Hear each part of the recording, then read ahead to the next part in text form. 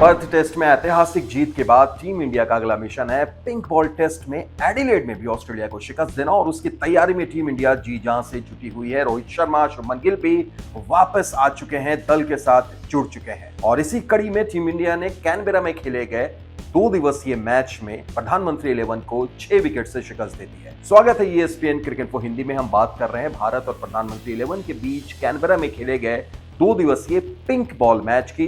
हालांकि ये मुकाबला सिर्फ एक दिन का हुआ क्योंकि पहला दिन बारिश की वजह से धुल चुका था। दूसरे दिन 40 ओवर का ये मुकाबला हुआ जहां पर प्रधानमंत्री 11 ने बनाए 240 रन, टीम इंडिया के सामने 241 का लक्ष्य रखा और भारतीय टीम ने 4 विकेट गंवाकर वो लक्ष्य हासिल भी कर लिया। लेकिन उसके बाद चूंकि पूरे 46 ओवर नहीं हुए थे, इसलिए मौका दिया गया भारत को और थोड़ा सा अभ्यास करने का। हालांकि उस वक्त सरफराज के तौर पर एक और विकेट गिरी, इसलिए स्कोर कार्ड में आप 5 विकेट देख रहे होंगे, लेकिन आधिकारिक तौर पर टीम इंडिया ने मुकाबला 6 विकेट से जीता।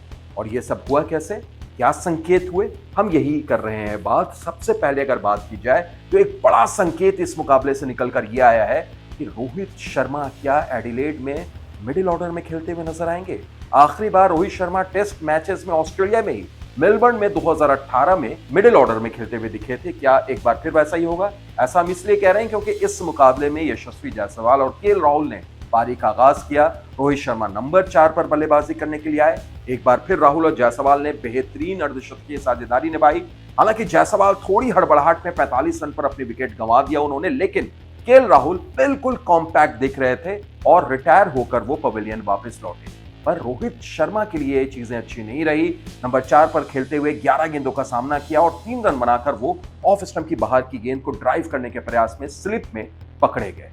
लेकिन इस मुकाबले ने संकेत जरूर दे दिया कि रोहित शर्मा एडिलेड में आ सकते हैं मिडिल ऑर्डर में, चूंकि राहुल और जायसवाल फॉर्म में है और इस सलामी जोड़ी को शायद वो तोड़ना नहीं चाहे। इसके अलावा एक और अच्छी चीज जो नजर आई वो ये आई कि शुभमन गिल की वापसी ने एक और अच्छा संकेत भारत को दे दिया। वो ये कि जिस अंदाज में उन्होंने अर्धशतक लगाया, बिल्कुल लाजवाब नजर आ रहे थे, लय में थे, फुटवर्क उनका अच्छा था। यानी नंबर 3 पर गिल इज बैक। ऐसा होता है तो फिर क्या पडिक्कल के साथ साथ जुरेल को भी बाहर जाना पड़ेगा, क्योंकि पिछले मुकाबले में पडिक्कल नंबर 3 पर खेले थे, जुरेल मध्य क्रम में खेले थे और अब नंबर 3 पर अगर गिल आते हैं तो पडिक्कल ऑटोमेटिकली हो सकता है बाहर जाए।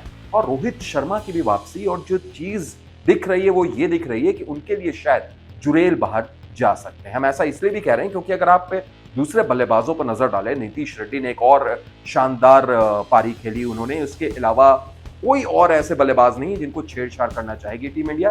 तो जाहिर तौर पर इन दोनों की जगह जुरेल और पडिक्कल वापस जा सकते हैं, यानी बाहर बैठ सकते हैं। और इससे पहले जिस अंदाज में भारतीय गेंदबाजों ने इस मैच में वापसी की वो लाजवाब। प्रधानमंत्री 11 ने 131 रन बना लिए थे 2 विकेट के नुकसान पर और लग रहा था कि एक बड़ा स्कोर भारत के सामने रखा जा सकता है।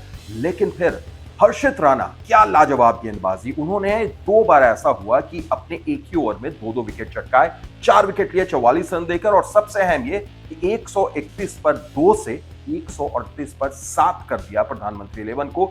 एक जबरदस्त स्पेल रहा, जादुई स्पेल रहा हर्षित राणा का। लेकिन उनके इस स्पेल के बीच में एक ऐसा भी खिलाड़ी मौजूद था वहां पर, सैम कॉन्स्टास, जिन्होंने बेहतरीन शतकीय पारी के लिए 107 रन बनाए और थोड़ा सा दबाव ऑस्ट्रेलियाई चयनकर्ताओं पर भी डाल दिया है। क्या मैक्स्यूनी, जो पिछले मुकाबले में फेल रहे थे दोनों ही पारियों में, क्या उनकी जगह इन्हें खिलाना चाहिए? क्या दल में कोई बदलाव होगा? एक जरा सस्पेंस या यूं कहें कि एक दबाव जरूर ऑस्ट्रेलियाई चयनकर्ताओं पर डाला है कॉन्स्टास ने। लेकिन अगर भारतीय गेंदबाजों की बात करें तो सिर्फ राणा ही नहीं, सारे ही गेंदबाजों ने अच्छी गेंदबाजी की। 7 गेंदबाजों का इस्तेमाल किया गया। हालांकि इस दौरान जसप्रीत बुमराह गेंदबाजी करते हुए नजर नहीं आए, ना ही ऋषभ पंत विकेट कीपिंग करते हुए दिखे और उन्होंने बल्लेबाजी भी नहीं की। विराट कोहली, ऋषभ पंत ने बल्लेबाजी नहीं की, जसप्रीत बुमराह ने गेंदबाजी नहीं की।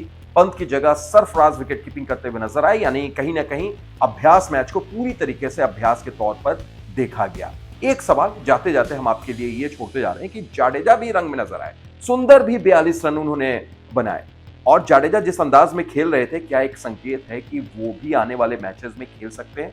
ये आप बताइए, आप अपनी राय हमें जरूर दीजिए। और ये भी बताइए कि रोहित और जब वापसी होती है शुभमन गिल की, तो उनके लिए कौन 2 बाहर जाएंगे और क्या रोहित को सलामी बल्लेबाजी की जगह मिडिल ऑर्डर में आना सही होगा? क्या मानते हैं आप? अपनी राय दीजिए और देखते रहिए ESPN क्रिकेट इन्फो।